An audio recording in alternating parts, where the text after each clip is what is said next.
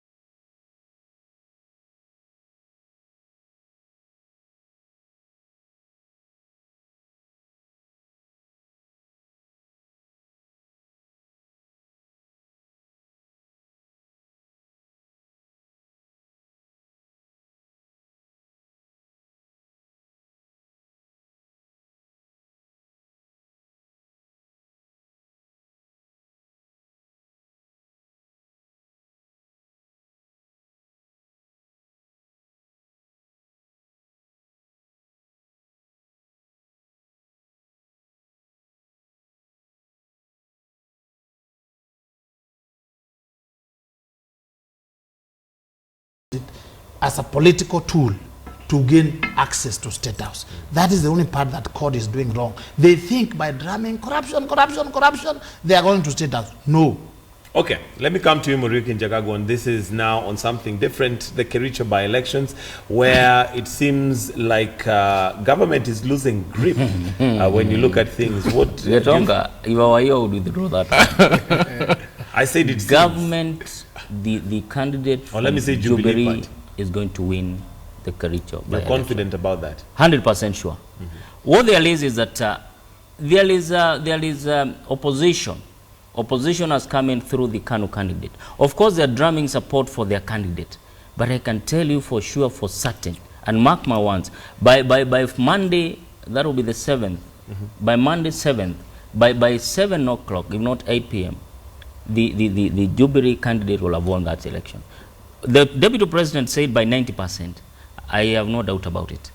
But a win will be a win. Whether it's by 51%, by 70%, Jubilee is going to take over. So you're confident that Jubilee is winning that? Is winning that. Okay, Noah Kala, your take on that? My feeling is that the Jubilee party approaches elections as it does administration, with a lot of arrogance that goes beyond self-confidence. We, on the other hand, are humble. And we appreciate the fact that when it comes to the electoral process, you're endearing yourself to the electorate and asking them to vote for you so that you can serve. You're not telling them by 7 p.m. we're going to run this other person out of town. And that has actually been the problem in Kericho, in my humble opinion. I'm not an expert in Kalenjin politics, but it seems that there's a lot of disquiet in Kericho following allegations of marginalization under the Jubilee administration. Remember that when His Excellency Uhuru Kenyatta and His Excellency William Ruto took the reins of power, they told the people in these two regions, Central Kenya and Rift Valley, that now it is our turn. It is our turn at the reins of power, and Jubilee will reign for 100 years. And you will see the fruits of the administration. These fruits of the administration are yet validated comments that were made by the they're in the public domain. That was not done by Jubilee will rule.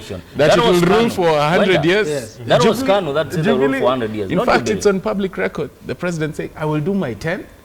William Ruto will do his 10, and our people will continue for the rest." It's on public record. Okay, let's stick to Kericho. Yes. So we're just saying that with regards to Kericho, there seems to be a lot of disquiet following the appointment of the CS, Charles Keter, to the energy portfolio. That subsequent to that, he is alleged, I don't know, he is alleged to have appointed several family members to key parastatal jobs, at the exclusion of the larger Kericho community. Those are allegations. Allegations. How can he get on? We should not let him go away. We cannot let him go. They even reported in the paper over the weekend. It is not by allegations. It is not me who's saying it. It is in the public domain. Ketel was never an appointing authority. Ketel has been a senator. When you say that Ketel appointed his relatives, Ketel doesn't appoint anybody.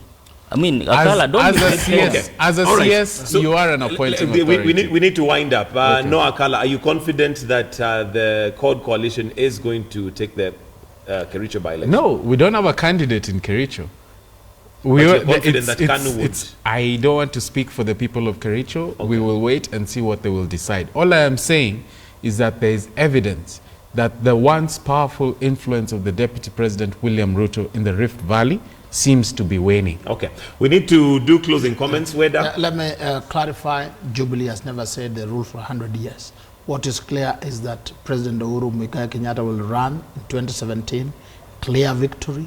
Then as a coalition, we will then back Sir William Ruto, Samoe, and we see his chances of winning again. So about 15 years, that's bad. Not 100, but 15 years. Kericho, there are actually some genuine concern. There are a few things we have not done right, and the people are angry. Angry that a few things were not done. Maybe some extra promises were made which have not been fulfilled. And you saw our deputy president humbling enough to say, "Look, we are sorry there are a few things we have not done. we are correcting. We have made a few mistakes here and there which are being corrected. But those are not good enough to say Rift Valley is gone and now CORD is helping, they are already in power. Those are small in-house issues that will sort out, and then Jubilee will win the seat. And we carry on. But we acknowledge there are a few mistakes. All right. Yes. Gentlemen, I think we'll have to wind it there. But before that, I'd just like to involve part of the panel that is at home on some of your comments. And we have Kemayo who says, that's impossible because I'm convinced that the house turns angels into pigs, not inverse. Okay, I think that's referring to that particular. So please do take to your fellow members. I know that's what a Kenyan is thinking. I wish they would listen, but they never do. Do they? That's, I guess, to both sides of the divide. Now, by taming greed among, somebody says here that first we should start by taming greed amongst the journalists. Okay, so journalists also having their own flag right there. Pay them and send them all home. We will have done justice to ourselves. But of course, come 2017, we go back to the polls, and comments still coming in, but thank you very much. And our panel this morning, thank you very much for coming in and just painting it the way it is. And to my extreme left, Ambrose Weda, who's a lawyer. We have Noah Kala, who is Deputy Director for Elections in ODM. And last but not least, Muriuki Njagagwa, who is Member of Parliament from Bere. Thank you, gentlemen, for the way it is. That's where we're going to have to wind up the way it is this morning, and thank you for joining us. But do stay with us right here. We've got News Hour coming up at exactly 8 o'clock.